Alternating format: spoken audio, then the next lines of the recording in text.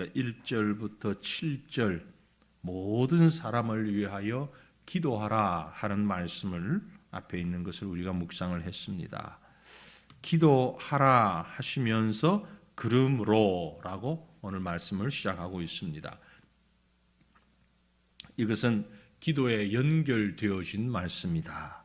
기도에 연결되어져서 예배를 얘기하고 있는 말씀이다. 이렇게 볼 수 있습니다.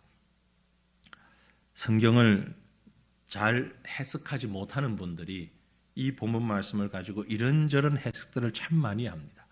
그리고 이 말씀에 대한 해석으로 교파가 나뉘어지고 교회가 서로 분열되고 이런 때도 종종 있었습니다. 그만큼 참 쉽지 않은 말씀인데 우리가 오늘 이 말씀의 의미가 무엇인가 자세히 살피기를 원합니다. 8절을 보시면 그러므로 말씀드렸습니다. 그러므로라는 것이 앞에 기도를 얘기했습니다. 특별히 간구와 기도와 도고와 감사를 하되 모든 사람을 위하여 그리스도께서 모든 사람을 위하여 대속물로 주신 것처럼 모든 사람을 위하여 기도하라라는 말씀을 하셨고 그러므로 기도하는 자, 하나님 앞에 서 있는 자, 하나님과 교통하는 자 그런 자들이 취해야 할 자세, 삶의 자세, 그것은 곧 예배의 자세가 되는 것이죠. 그래서 우리는 이 본문 말씀을 가지고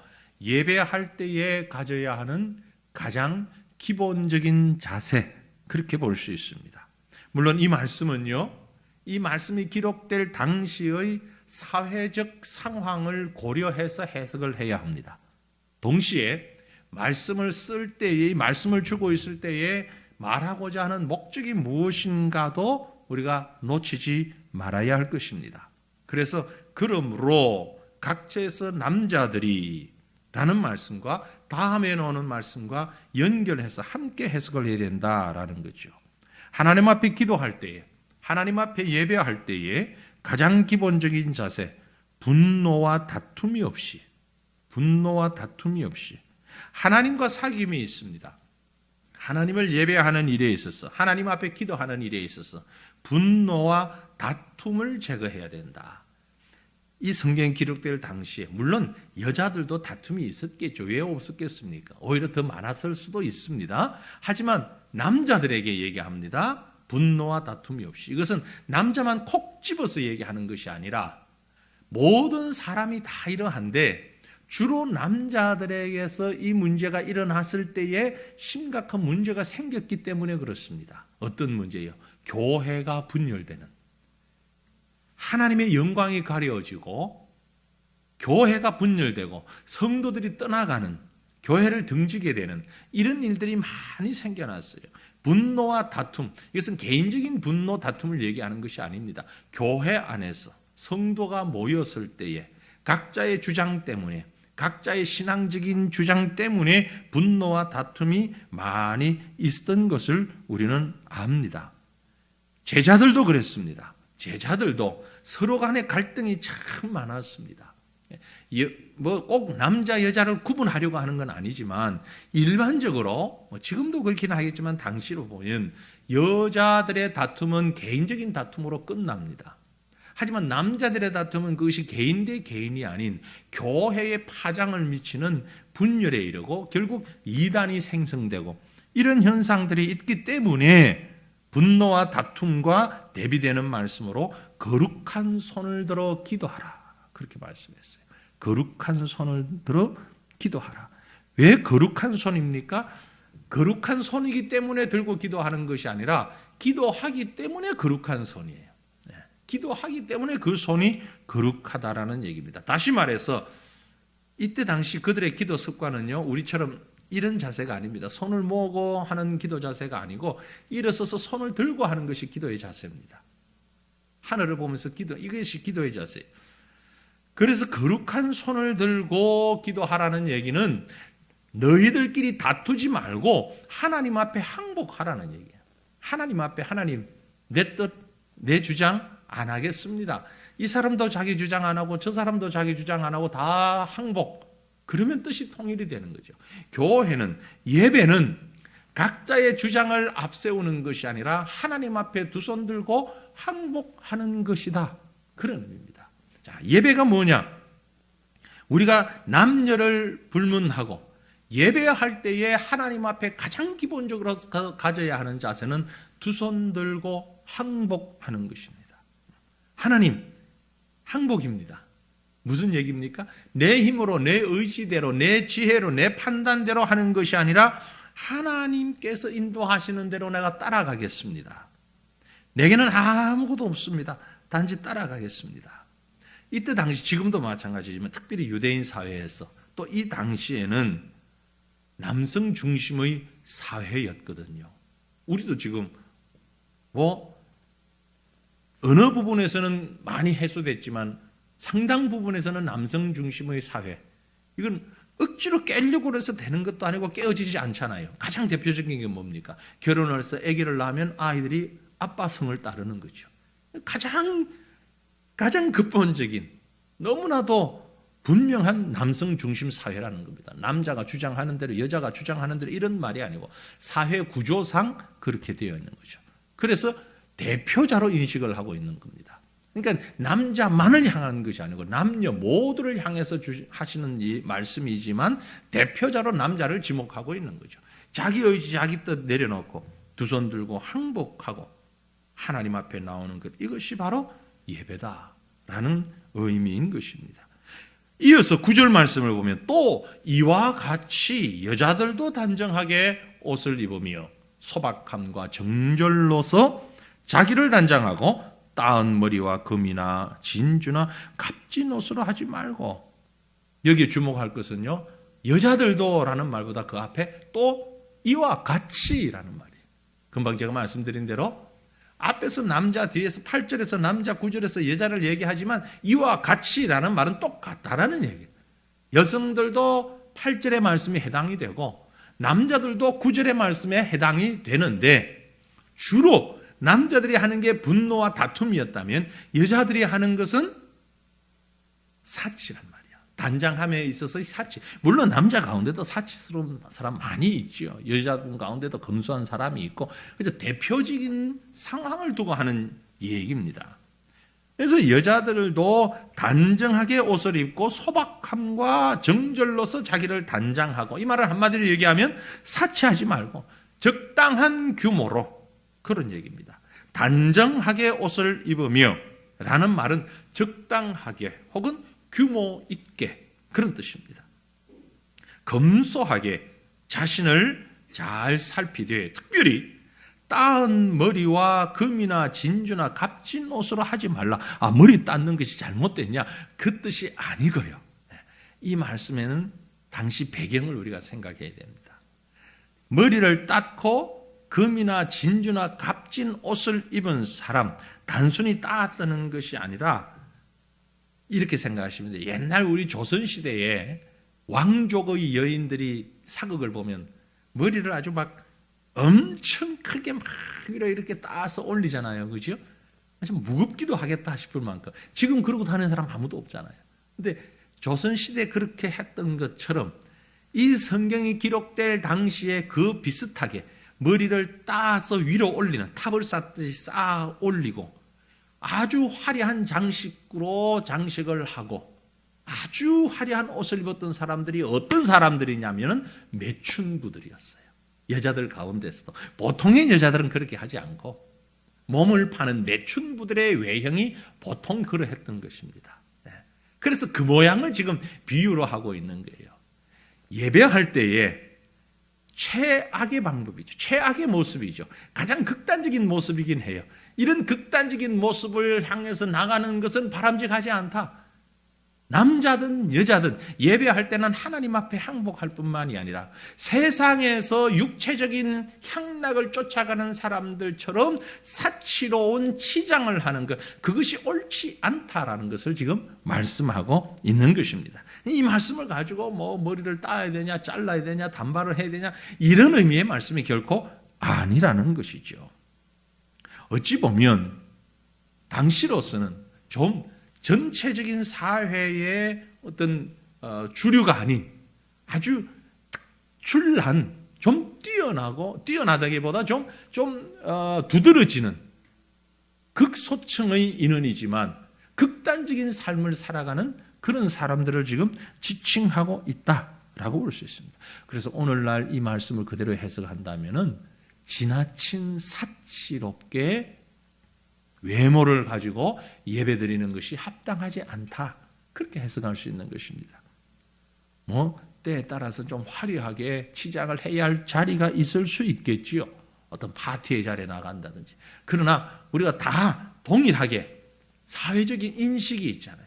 어느 시대는 괜찮았지만 어느 시대는 괜찮지 않은 것은 사회적인 인식입니다. 일반적인 인식들이에요. 어느 시절에는 남자가 머리 자르는 건 이건 엄청나게 자존심 상할 뿐만이 아니고 이건 상상할 수 없는 일이었잖아요. 남자도 머리를 길러야 되고 결혼을 하면 또 상투를 틀어야 되고, 그때 사회에서는 그게 맞아요. 그럼 오늘 사회에서는 그게 만든 것은 아니라는 거죠.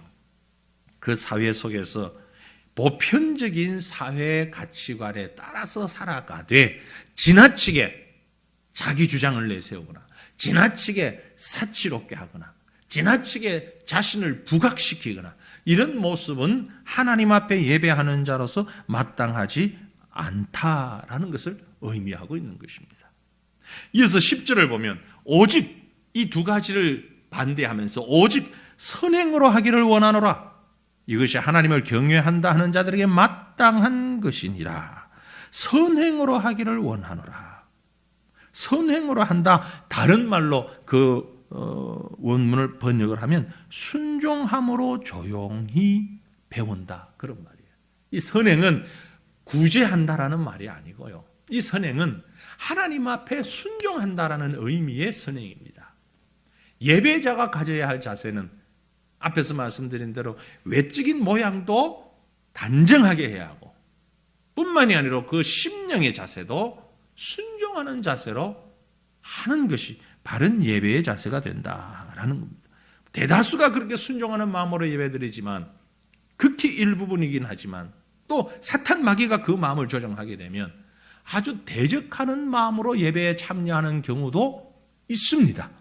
공격하기 위하여서 뭐가 잘못되었나 살피기 위하여서, 그리고 그걸 꼬투리 잡아서 자기 주장을 하는, 이것은 결코 바른 예배의 자세가 아니라는 것을 말씀하고 있는 것이죠.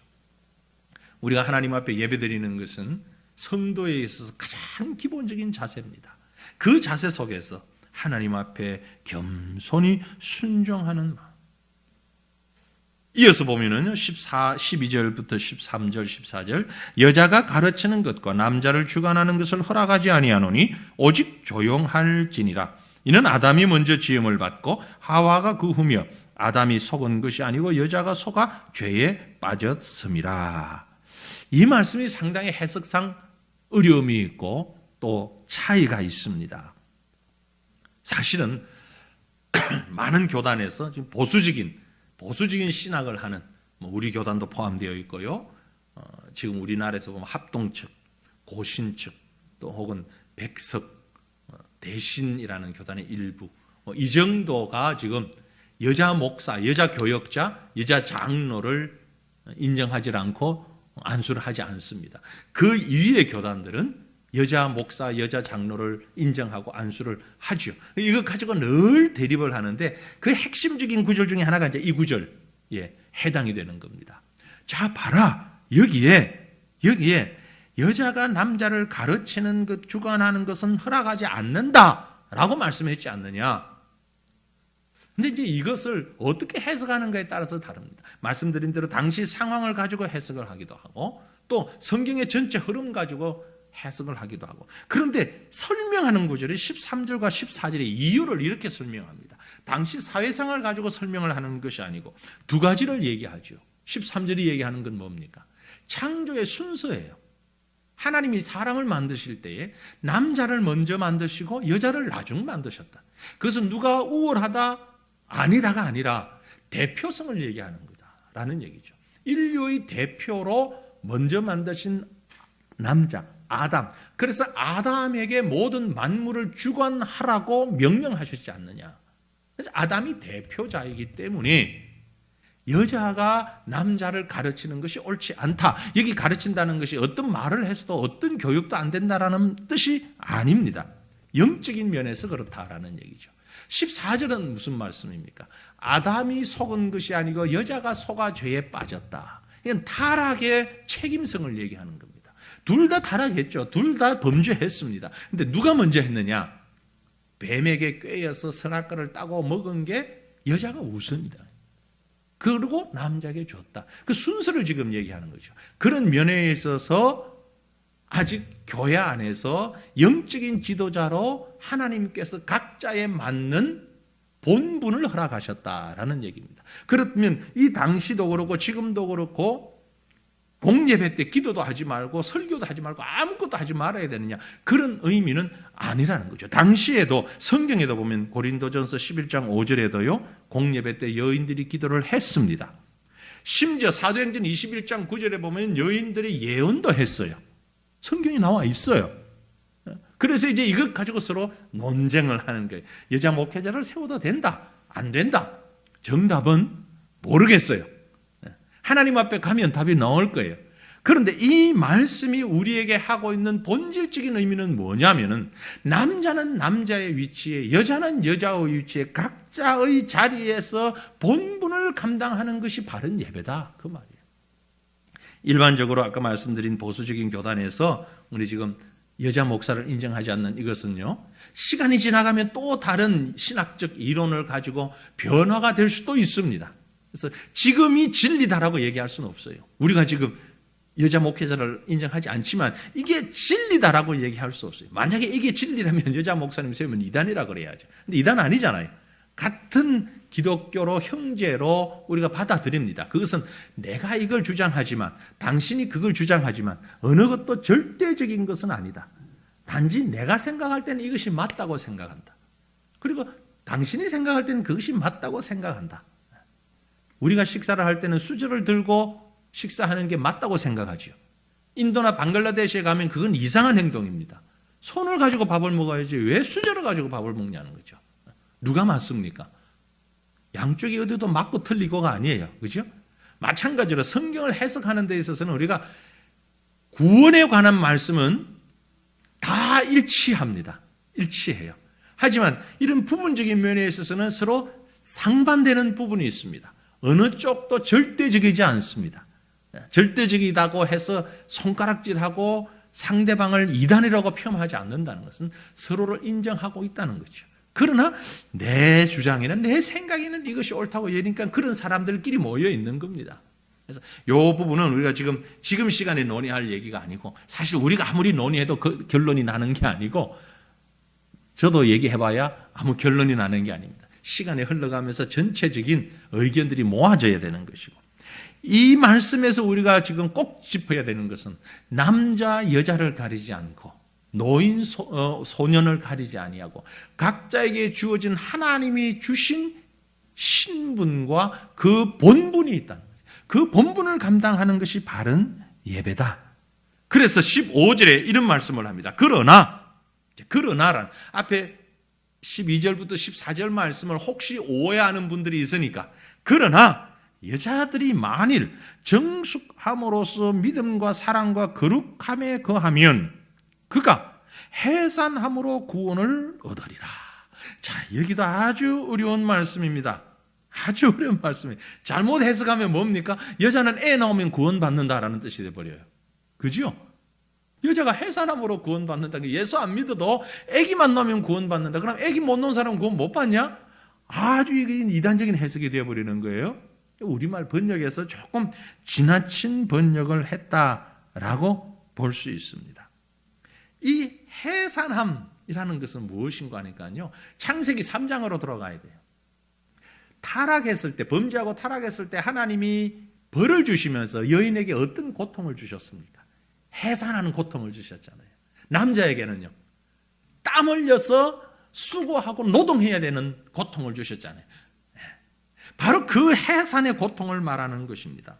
하나님이 주신 말씀 앞에서, 하나님이 주신 명령 앞에서 겸손한 심령으로 내가 범죄했고 내가 죄인이라는 것을 알아서 하나님이 주신 아픔과 고통도 감사함으로 받아들이는 그 행위를 해산함이라고 말하는 거예요. 하나님의 섭리를 받아들이는 것을 말합니다. 이건 그래서 다른 말로 얘기하면 믿음으로라는 말과 다르지 않은 거예요. 믿음으로, 우리가 믿음으로 구원받는 것이잖아요. 하나님이 우리에게 주신 모든 섭리를 믿음으로, 만일 정숙함으로, 이건 이제 번역상의 문제예요. 그래서 우리가 이 번역된 것을 보고서는 정확하게 의미를 깨닫지 못한다라는 표현을 자꾸 하는데, 이 정숙함이라고 번역된 헬라 단어는 무슨 말이냐면요, 왜 정숙이라고 번역을 했는지 모르겠어요. 아마 여인을 얘기하다 보니까 그렇게 했는데, 직역을 하면 정신 차려, 그런 말입니다. 정신을 차려서 하나님이 주신 명령에 순종하고 하나님 앞에 믿음으로 감당할 때에 그로 인하여 구원받는 것이지, 여자가 얘기하고 남자가 얘기하고 남자 여자를 따져서 누가 얘기하는 거 듣고 누가 얘기하는 건 잘못됐고 그걸 따져서 구원받는 게 아니다. 구원받는 데는 남자 목사냐 여자 목사냐 남자 안수냐 여자 안수냐 이 문제가 아니라, 남자든 여자든 하나님 앞에 바른 예배를 드려야 하고, 바른 예배를 드리면서 말씀에 순종하고 하나님의 섭리와 명령에 순종하는 그러한 심령으로 정신 차려 하나님 앞에 깨어있는 이것이 바른 예배다라는 말씀인 거예요. 그러니까 사실 우리가 표면적으로 받는 것과는 좀 다른 의미의 본문 해석을 우리가 많이 하고 있다라는 거죠. 결국 오늘 기도의 시간에 제가 이 말씀을 쭉 진행해 나가면서 또 이런 기회라도 말씀을 드리는 것이 맞겠다 해서 그대로 지금 진행된 순서 가는 순서 따라 말씀을 준비를 했는데요. 우리가 기도하고 원하는 것은 우리의 삶 가운데 날마다 하나님 앞에 바른 예배를 드리는 삶을 살았으면 좋겠다라는 거죠. 바른 예배를 드리는. 무엇이 예배입니까? 무엇이 바른 예배입니까? 한마디로 그것은 성령의 인도하심대로, 성령의 도우심에 나를 온전히 맡기는 것이 바른 예배인 것입니다. 현대 일부 교회들이 인간적인 감정과 분위기를 가지고 예배를 대신하려고 하는 시도들이 있는데 매우 잘못된 것입니다. 예배는 분위기로 만들어서 드리는 게 아닙니다. 예배는 하나님의 성령에 감동되어서 드리는 것이 좋은 예배요, 생명력 있는 예배인 것입니다. 그 예배 속에 꼭 있어야 되는 것이 있으니 찬양입니다. 하나님을 찬양하는 것이죠. 음악으로 찬양할 뿐만이 아니라 우리의 몸으로도 또 우리의 말로도 하나님을 찬양하는 것입니다. 그리고 예배 속에 꼭 필요한 것이 있으니 기도입니다. 기도 시간에는 딴청을 피우고 찬양만 열심히 하면 온전한 예배가 되지를 못하는 거예요. 기도만 열심히 하고 찬양 시간에는 딴 입국 다물고 딴점 피우면 그 온전한 예배가 안 되는 거예요. 기도와 찬양이 함께 있어야 하고, 또 하나는요, 말씀이 있어야 되는 거죠. 말씀이. 설교를 통해서든지 아니면 그 말씀을 묵상하든지 하나님의 말씀을 받는 그것이 예배의 바른 모습인 것입니다. 그리고 또 하나는요, 헌신입니다. 헌금, 헌물, 이 모든 것을 드림입니다. 드림, 하나님 앞에 드리는 것, 나의 정성을 다해서 내가 가지고 있는 모든 힘에 전력하여서 주님 앞에 드리는 찬양과 기도와 말씀과 헌신이 어우러질 때에 이것이 바른 예배가 되고, 이것이 하나님의 성령에 사로잡혀서 드려지는 것이 진정한 예배요, 바른 예배다라는 것입니다. 결국 오늘 우리의 현실적인 문제를 생각합니다. 무엇이 바른 예배고 온전한 예배입니까? 하나님이 주신 믿음의 자세로 하나님 앞에 나 자신을 온전히 드리면서, 설교자는 설교하는 일에, 기도자는 기도하는 일에, 찬양하는 자는 찬양하는 일에, 안내하는 자는 안내하는 일에, 그 맡은 자리가 무슨 일이든 자기가 맡은 그 자리에서 최선을 다하며 하나님을 바라보는 것, 이것이 어우러질 때 진정한 예배가 되고 바른 예배가 되는 것입니다. 어느 한두 사람의 힘만으로 이루어지는 것이 아니라는 거죠. 하나님께서 우리에게 허락하신 이 믿음의 공동체인 교회가 한 몸이 되어서 하나님을 바라보며 나에게 각자에게 허락하신 그 사명을 잘 감당하는 하나님 앞에 선자, 이것이 바른 예배예요. 오늘 저와 여러분이 이를 위해서 부름을 받았고 이를 위해서 한 공동체가 되었으니 날마다 하나님 앞에 바른 예배 드리기 위해서, 온전한 예배 드리기 위해서 우리의 온 마음을 다하고 정성을 다하고 또 우리의 삶을 다하는 그런 귀한 은혜가 저와 여러분에게, 우리 모두에게 함께 할 수 있기를 우리 주님의 이름으로 축원합니다. 오늘은 말씀을 먼저 드리고 기도를 좀 함께 했으면 좋겠는데요. 먼저 우리가 두 번 기도를 하기 원합니다. 먼저 기도할 때에 여러분, 준비된 예배를 드리는 바른 성도의 삶을 살게 하옵소서, 그런 기도를 드렸으면 좋겠습니다. 하나님 앞에 준비되는 설교자로, 또 기도자로, 예배 동참자로, 또 안내와 섬김과 헌신과 봉사로, 또 예배의 자리에서 하나님을 바라보는 자로, 사실은요 일주일에 한 번 우리가 모여서 예배를 드립니다. 그런데 남은 6일은요 이 하루를 위해서 살았으면 좋겠어요. 예배 드리는 하루를 위해서 준비하는 날로 6일을 보내었으면 좋겠습니다. 예배 드리는 1시간을 위해서 23시간을, 하루에 23시간을 보내었으면 좋겠습니다. 예배는 하나님 앞에서 살아가는 성도의 본분입니다. 책임이기도 합니다. 그래서 우리가 기도하기 원하는 것은, 하나님, 예배를 중심하는 우리의 생활이 되게 하옵소서. 예배를 중심으로 초점이 모아지는 우리의 생활이 되게 하옵소서. 예배를 위하여 정성과 마음으로 준비하여 날마다 하나님을 바라보는, 그러면 주일에 한 번 예배드리는 것이 아니라 일주일 내내 하나님을 예배하는 것이 되는 겁니다. 하루에 1시간이 아니라 24시간을 하나님 앞에 예배하는 것이 되는 것입니다. 이렇게 예배를 초점을 놓고 예배를 위하여서 일상으로 준비하고 바른 삶을, 예배의 삶을 살아가는 성도로서 우리의 삶이 되게 하옵소서. 그런 우리의 모습이 되게 하옵소서. 이 제목을 가지고 우리 다 같이 간절한 마음으로 주님을 부르짖고 함께 기도하겠습니다. 주여, 주여, 주여. 영원한 생명의 주인이 되시며 창조가자가 되시며 예배의 주인이 되시는 여호와 우리 하나님을 찬양합니다. 여호와 하나님을 높이며 경배할 때에 오직 하나님만이 우리 예배의 대상이 되시고 우리 예배의 주인이 되시는 것을 우리가 고백합니다. 주께서 우리를 창조하셨고 이 모양 저 모양 우리를 인도하셔서 오늘 여기에까지 우리를 이끄신 것을 감사를 드립니다. 아버지 하나님이 원하나니 이제 우리의 심령 가운데 주님을 향하여서 예배하는 이것이 우리 생활의 중심이 되어지기를 원합니다. 우리 생활의 전부가 되어지기를 원합니다. 우리가 숨쉬며 살아 움직이는 모든 것이 하나님을 예배하는 것을 중심으로 살아갈 수 있는 자들 되게 하옵소서. 그리할 때 우리의 삶이 예배가 되고 우리의 생이 예배가 되어지는 것을 믿습니다.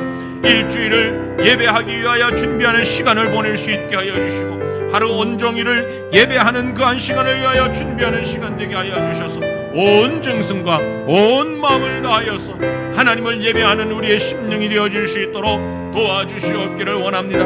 하나님께서 우리를 부르셔서 믿음의 공동체로, 예배의 공동체로 허락해 주신 것을 감사합니다. 하나님이 우리를 통하여서 예배 받으시기를 기뻐하시는 여호와여, 영원히 예배의 주인 되시기를 기뻐하시는 여호와여, 그 하나님 앞에 우리 자신을 온전히 드림에 부족함이 없게 하여 주시고 우리의 전 삶을 다하여서 두 손 들고 한곡하며 주님 앞에 나오며 하나님의 섭리와 하나님의 인도하심과 하나님의 말씀이 절대적으로 순종하는 자세로 예배드릴 수 있는 하나님의 자녀들이, 하나님의 백성들이 되도록 은혜 위에 은혜를, 능력 위에 능력을 더입혀 주시옵기를 주여 간절히 빌고 원하옵나이다. 하나님이여 역사하여 주시옵소서. 하나님이여 인도하여 주시옵소서. 계속해서 기도하기 원합니다. 각자의 자리에서 하나님을 예배하는 우리가 되기를 원합니다.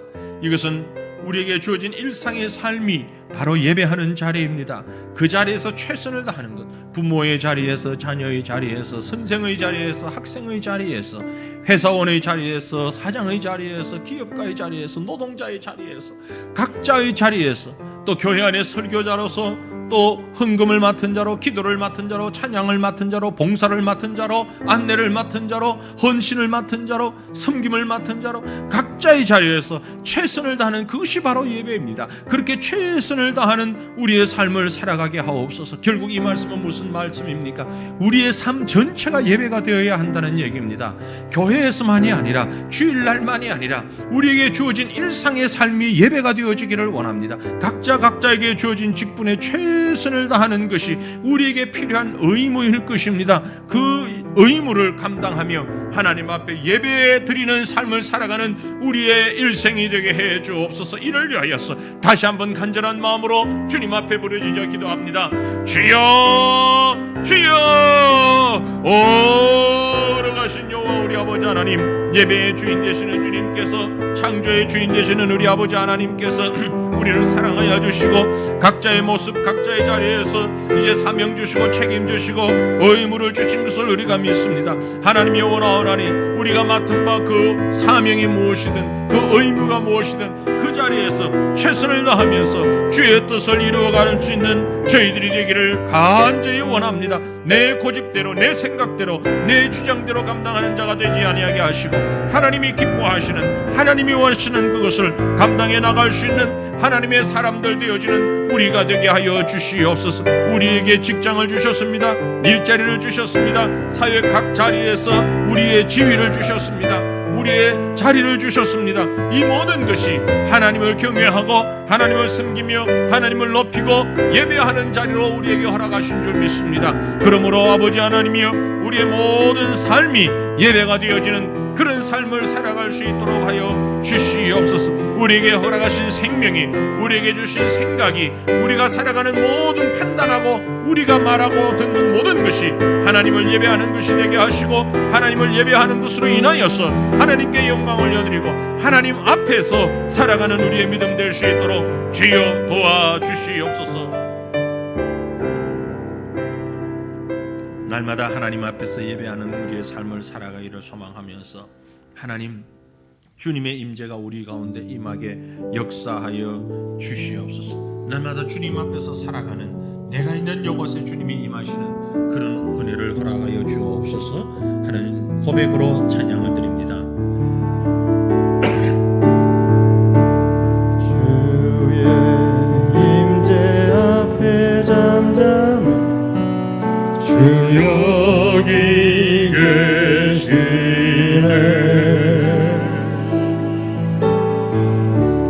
와서 모두 굽혀 경배해 주 영과 진리로 순결하신 주님, 거룩한 존전에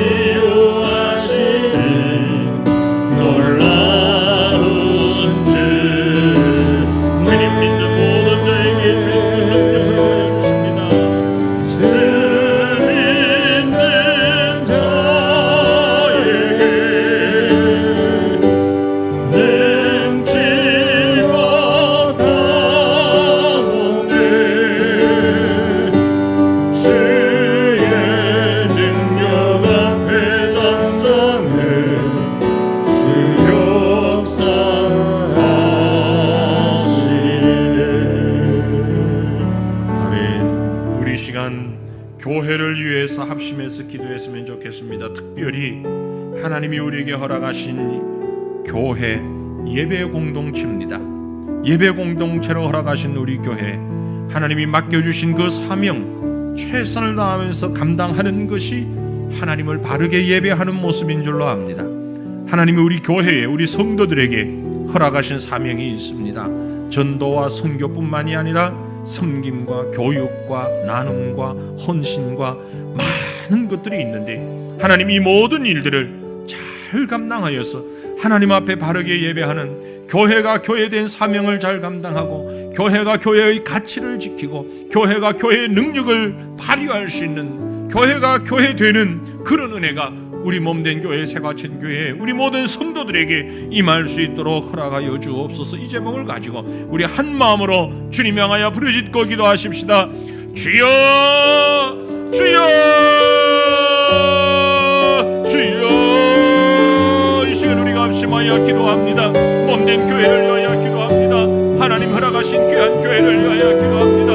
아버지 하나님, 우리 교회가 하나님의 뜻을 이루어가는 교회가 되기를 원합니다. 하나님 허락하신 귀한 예배의 공동체로, 믿음의 공동체로 허락하셨사오니 아버지 하나님, 우리가 참으로 이 귀한 일을 감당해 나갈 수 있는 예배하는 주의 백성들이, 예배하는 그리스도의 몸된 교회가 될 수 있도록 도와주시옵기를 원합니다. 바르게 예배하게 하옵소서. 사람을 만족시키고 사람이 좋아하는 예배가 아닌 하나님이 기뻐하시는 예배가 몸된 교회를 통하여 날마다 주님 앞에 드려질 수 있도록 은혜 도하여 주시기를 원합니다. 우리에게 허락하신 복음 전도의 사명을, 이제 귀한 영혼을 구원하는 선교의 사명을, 섬기며 나누며 가르치는 귀한 사명들을 아버지 하나님의 능히 잘 감당하는 귀한 교회가 되기를 원합니다. 사람의 냄새가 나는 곳이 되지 아니하게 하시고 그리스도의 향기가 나는 교회가 될 수 있도록 도와주시옵기를 원합니다. 성도 한 사람 한 사람이 각자에게 주어진 그 본분에서 최선을 다하며 온 정성을 다하여서 하나님을 예배할 때에 우리의 삶이 예배가 되는 것을 우리가 믿고 고백합니다. 우리의 충성이 예배가 되게 하여 주옵소서. 우리의 열심이 예배가 되는 은혜를 허락하여 주시기를 원합니다. 그리하여 아버지 하나님, 주께서 귀한 교회를 세우셨는데 이 교회가 하나님이 기뻐하시는 대로 하나님의 역사를 이루어가며 하나님의 섭리하심을 따라갈 수 있는 귀한 교회 될 수 있도록 도와주시옵기를 원합니다. 귀한 교회를 통하여서 영혼을 구원하시고 이 지역의 어둠을 밝히는 일들에 하나님이여 우리를 사용하여 주시옵시고 바르게 쓰임받을 수 있는 저희가 될 수 있도록 주여 도와주시옵기를 원합니다. 교회가 교회 될 수 있도록, 교회의 본분을 잃지 아니할 수 있도록 아버지 하나님이여 붙잡아 주시옵소서. 하나님이 은혜를 더하여 주시기를 원합니다. 이 땅의 어둠을 밝히고 맞설 이뤄가는 세상에 맞설 낼 수 있는 그런 교회가 될 수 있도록 허락하여 주시옵소서. 하나님이 주신 거룩한 생명을 아버지 하나님이여 이 생명을 온 마음을 다하여서 성숙하며 발전시키며 나아갈 수 있는 저희가 되게 하여 주시고 이 귀한 은혜를 함께 나눌 수 있는 몸된 교회가 될 수 있도록 도와주시기를 원합니다. 주의 사랑을 나누기를 원합니다. 생명의 복음을 나누기를 원합니다. 말씀을 나누기를 원합니다. 은혜를 나누기를 원합니다. 주여 도와주시옵소서. 그리하여 우리에게 허락하신 하나님 나라를 소망하며 주께서 이루어 나가실 영원한 천국의 비전을 가지고 나갈 수 있는 주의 몸된 교회가 될 수 있도록, 그리하여 교회를 통해서 하나님 더 크신 영광 받으실 수 있도록 은혜를 더하여 주시옵기를 거룩하신 하나님이여 간절히 빌고 원합니다. 하나님이여 도와주시옵소서. 하나님이여 역사하여 주시옵기를 간절히 빌고 원하옵나이다. 마지막으로 우리가 함께 기도하기 원합니다. 다음 주 수요일 지방선거가 있습니다. 오늘부터 사전 또 부재 선거가 시작이 되었는데 하나님 이 선거를 통하여서 분열되지 않게 하시고 우리 각자의 삶의 자리에서 교회가 있는 이 지역뿐만이 아니라 우리 성도들이 살아가고 계시는 그 가정 그 주변, 그 도시, 그 지역이 서로 이해하고 서로 용납하고 서로 사랑하는 그런 선거가 될 수 있게 하옵소서. 너무 분열되고 있습니다. 나뉘어지고 있습니다. 이 일을 위해서 하나님께서 우리에게 기도하라는 사명을 주셨는데 우리가 구체적으로 기도하지 못할 때가 너무나 많습니다. 이 순간만큼이라도 하나님, 이번 선거를 통하여 우리 지역들이 분열되지 아니하고 하나 될 수 있는, 하나님을 두려워하는 일꾼들이 많이 선출될 수 있도록 하옵소서. 이를 위하여 기도하시고요. 특별히 선거철만 되면 언제나처럼 이 신천지가 이 모양 저 모양으로 참 은밀하게 자기들의 세력을 뻗치기 위하여서 모략을 피고 있습니다. 하나님, 이번 선거를 통해서도 이런 신천지의 은밀한 모략이 이 땅에 발붙이지 못하도록 우리는 잘할 수가 없습니다. 우리가 지혜롭지 못합니다. 하나님께서 은혜를 베풀어 주셔서 어둠의 세력들이 사라질 수 있도록 하나님께서 역사하여 주시옵소서. 믿음으로 하나가 되는 그런 우리 지역들이 이 도시가 될 수 있도록 하나님 은혜 베풀어 주옵소서. 이 제목을 가지고 우리 간절히 기도하신 다음에 각자의 개인의 제목들을 가지고 기도했으면 좋겠습니다. 우리 다 같이 마지막으로 힘껏 하나님을 부르짖고 함께 기도의 자리로 나갑니다. 주여, 주여, 주여. 무능하신 나야 전능하신 여호와여, 하나님 의지합니다. 하나님을 바라봅니다. 주여 도와주시옵소서. 하나님 역사하여 주시옵소서. 주님, 우리 가운데 이루어지는 모든 일들을 놓고 주님 앞에 간구합니다. 하나님이여, 하나님이여, 은혜 베풀어 주시옵소서. 이제